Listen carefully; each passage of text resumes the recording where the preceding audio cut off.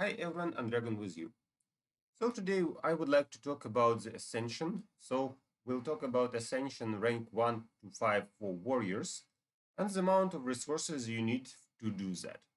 So the only character I managed to fully ascend is Qing Mao, and I would like to highlight that for each warrior you will be granted the special buffs, which refers to your warrior. So for Qin Mao, as you can see, that's dodge, agility, health, armor penetration.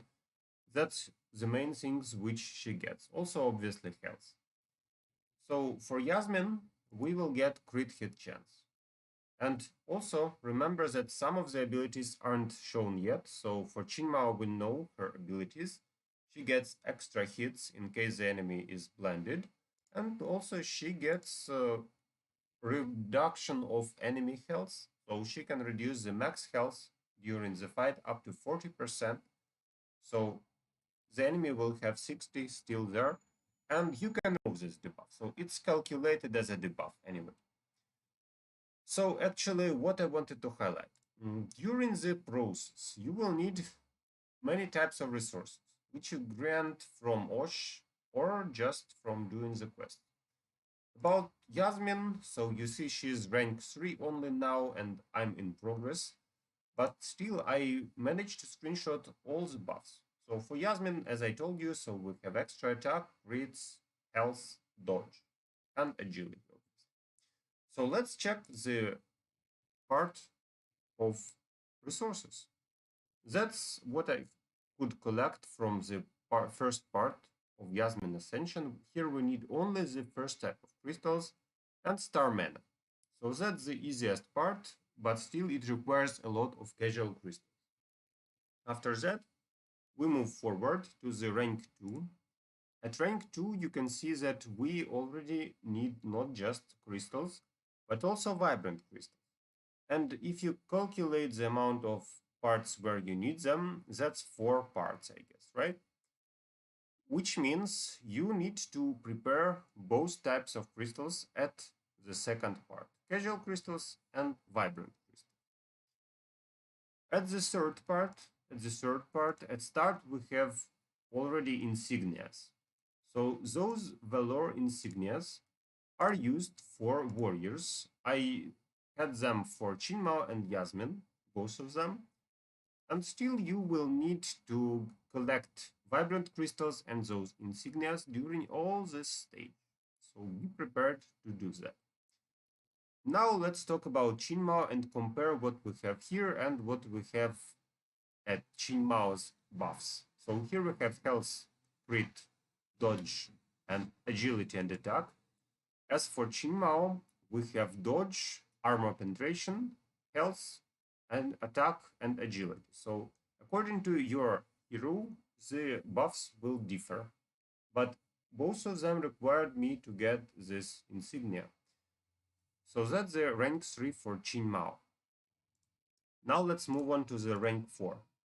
At rank 4, we start same, so we still need those vibrant crystals and insignias, but really fast, you see, really fast we proceed to the part where you need the next type of crystals, the radiant crystals. And also, at the same time, I would like to highlight that in the end of this path, you will be required to collect the violet insignias of same type, I would say. So remember that at last part, you will need violet crystals and violet insignias. At least for, here we have 2 parts, right? And for most of the parts, we will need radiant crystals and obviously starman. Finally, when we proceed to the last part, you will need all the resources which were at the end of previous one. So we will need radiant crystals, that's violet, and violet insignias. Also remember that the special ability, which isn't unlocked for all heroes, but is for several of them, will cost you 10 million gold, which isn't really cheap, I would say, but it kind of really helps the character. So make sure you have enough gold before you go here. And personally, I just went to my Titan Souls, traded them into gold, and that's how I completed the Ascension.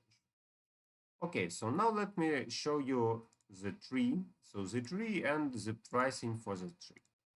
The Great Wisdom Tree. Out.